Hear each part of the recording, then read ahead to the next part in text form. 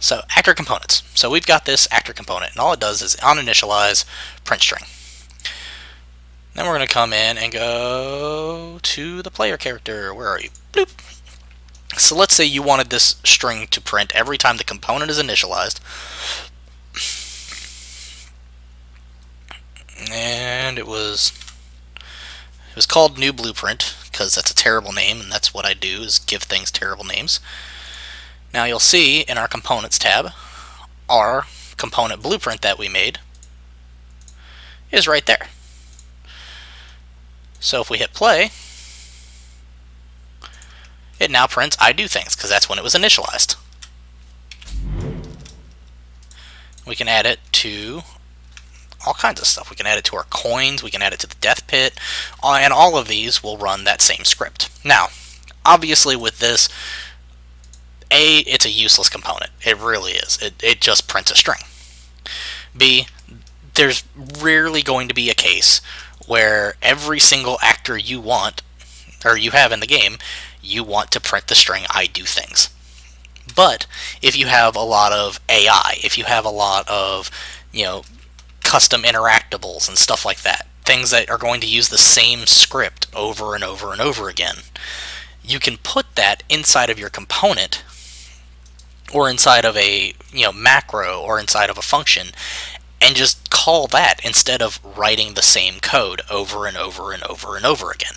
It's just a way for you to kind of make it more modular and piece together things without having to go through all the same steps. Really, really very useful, actually. I don't use them a lot personally because I haven't had a reason to, but they have a lot of functionality that you can add to pretty much everything. If you want a good example of that, if you go to the Learn tab, and actually I'll pull that up. Let me go into my other programs hall, get my Epic Games launcher.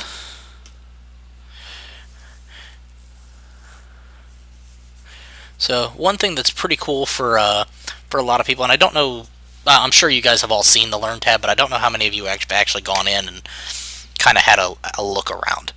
So we've got these different videos that you can get to, the getting started, different blogs and tutorials that are written in here, and then if you come just a little bit further, our content examples and stuff like that. The matinee fight scene that we did a video on that has these two characters just duking it out, and then the sun temple, landscape, mountains, all kinds of stuff, just showing different aspects of the engine, showing what you can do if you take the time to just sit down with it. This is one of my favorites. The stylized rendering is really cool if you're into stylized stuff and post-process volumes. That's a really good one. Let's see, different gameplay concepts, and the one that we were looking for, I'll get back to in just a second. And then example game projects.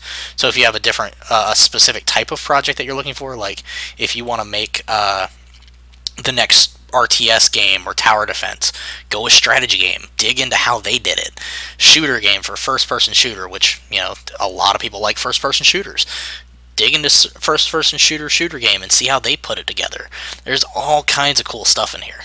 But the one we were looking for, Unreal Stick Figure 2D. This is one of Zach Parrish's. And if you didn't know, I'm a big fan of Zach Parrish. Getting to work with him has been awesome because he is pretty much him and Jeff Wilson are the reason I got through college with their 3D Buzz tutorials. I actually still have several books that were written by them that ended up being off, and then they were out of date before they even got printed, but it's awesome. But this one, there's all kinds of cool stuff in here about how to use blueprint blueprint components and stuff like that, and he goes through that. But yeah, Zach he's a cool guy, and he's really cool in person too. Very interesting character. So if Zach, if you ever watch this, I just gave you mad props, dude. Not that you needed it, because everybody knows you, but mad props. You are awesome. Now I'm going to sound like some creepy fanboy that works with him. Ha ha.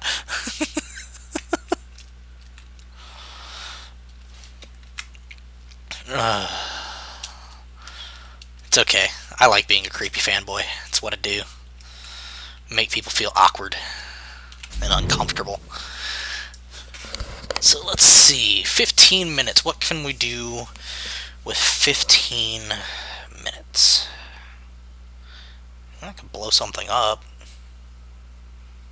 Fuck it, let's blow something up. La la la la la. What do we want to blow up today? We blew up a bush. We've blown up boxes. I don't know what I want to blow up.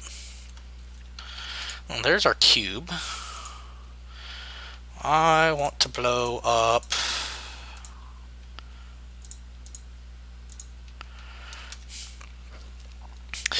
Ooh. Maybe? You guys want to blow up a house? Let's blow up a house. Why not? I'm going to make a house and we're going to blow it up. TK4 said I should make platforms destructible randomly when I land on them.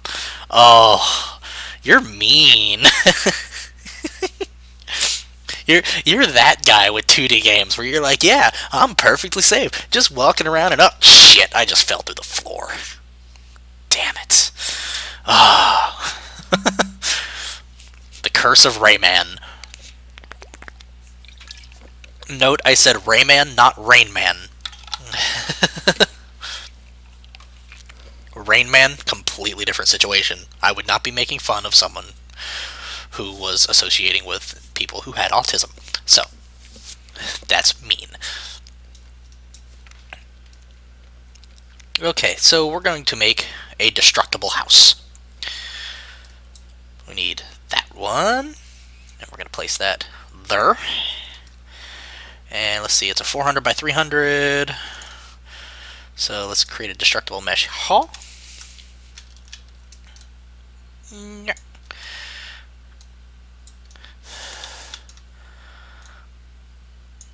I haven't blown up a house in a long time. I've never blown up a house, I'll be honest. Not to say I haven't thought about it. No, I'm kidding. Okay. So we've got the... This is going to be a really crappy house, by the way, guys. I am not taking the time to make this a nice scale model home. We're going more for like a shack than anything else. Though I am going to take the time to give him a window, because, you know, poor guy, he's got a shitty house. He needs a window. So other people can look in and see how shitty his house is.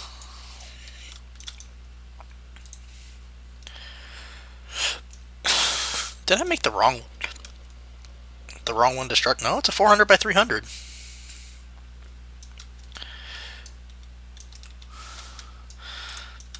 Oh, that's why. Bloop. Bloop. Okay. So we've got the walls of the house. Now I need... And I'm going to have to go in and set all of the... Oh, man, this is going to be fun. This is going to be a fun house to blow up.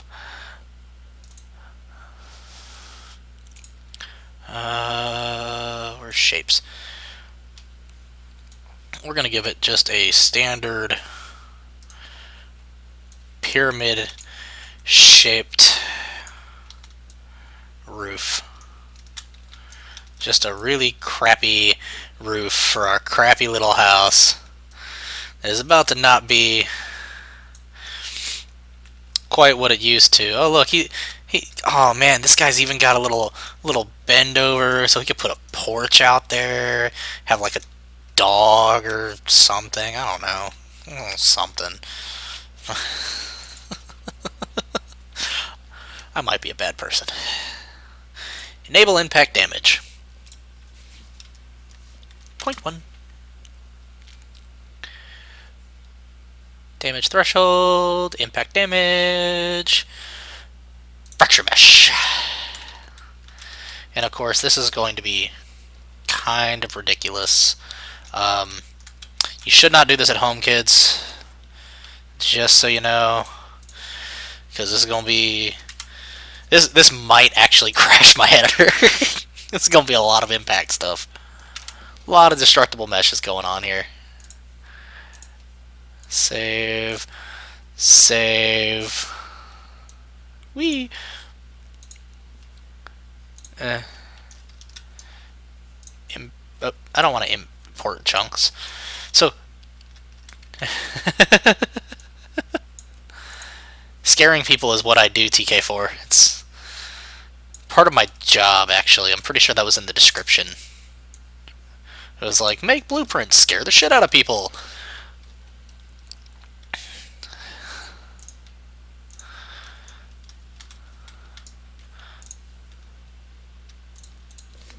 Boop, boop.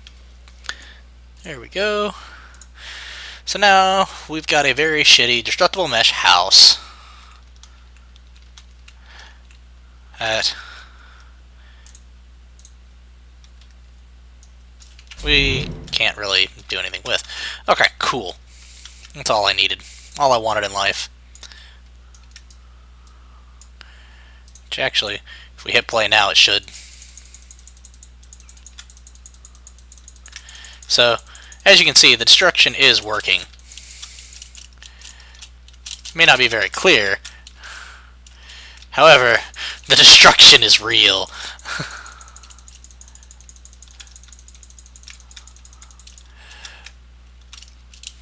But we're not done. Oh no. This guy. Poor, poor guy. Someone set a time bomb off in his house. Oh man. I don't know what he did, if he just upset the mafia, or what. But this poor guy.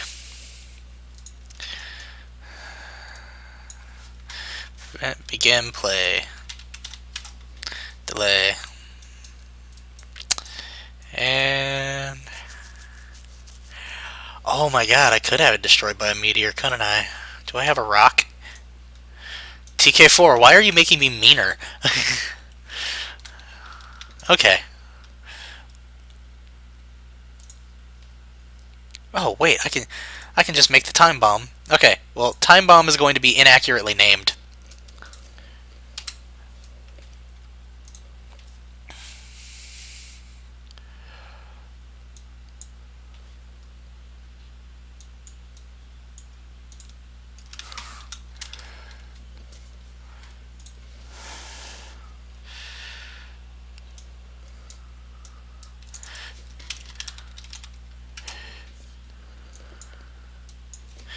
Hit.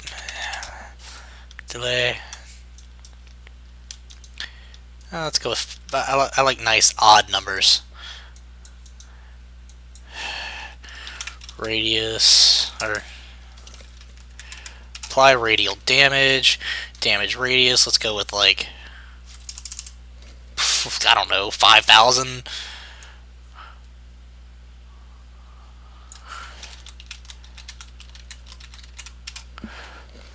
Get actor location, self, damage, 5. It only needs to do 5 damage. Boom. Okay, so what we've got here is a meteor.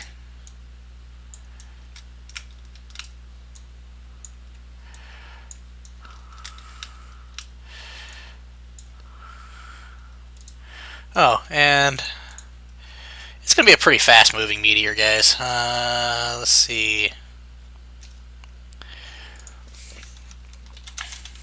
Got to get some projectile movement.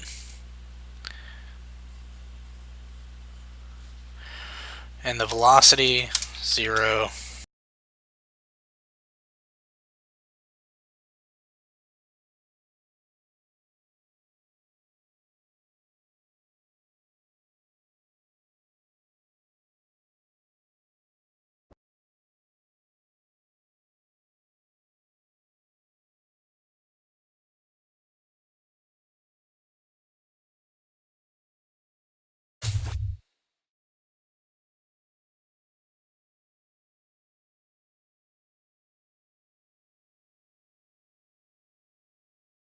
Okay, this